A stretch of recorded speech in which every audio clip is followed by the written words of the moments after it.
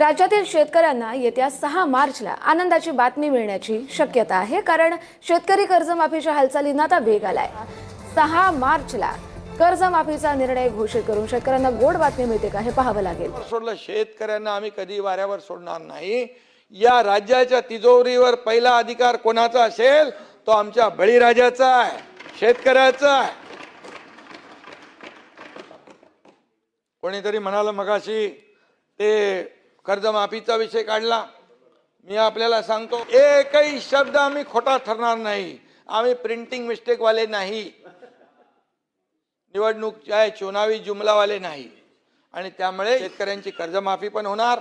त्यासाठी कमिटी नेमलेली आहे, परदेशी कमिटी आहे। 30 जूनला त्याचा अहवाल देणार आहेत आणि त्याच्यानंतर तुम्हाला सांगतो शेतकऱ्यांना देखील आम्ही वाऱ्यावर सोडणार नाही।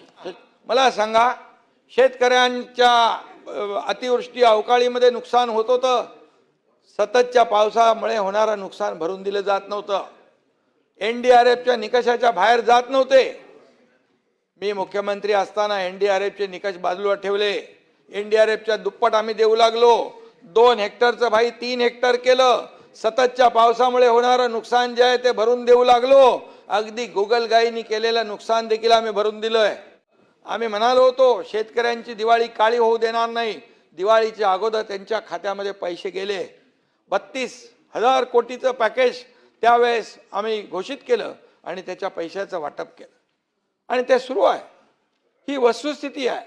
तरी सांगणं शेतकऱ्यांना वाऱ्यावर सोडलं, शेतकऱ्यांना आम्ही कधी वाऱ्यावर सोडणार नाही।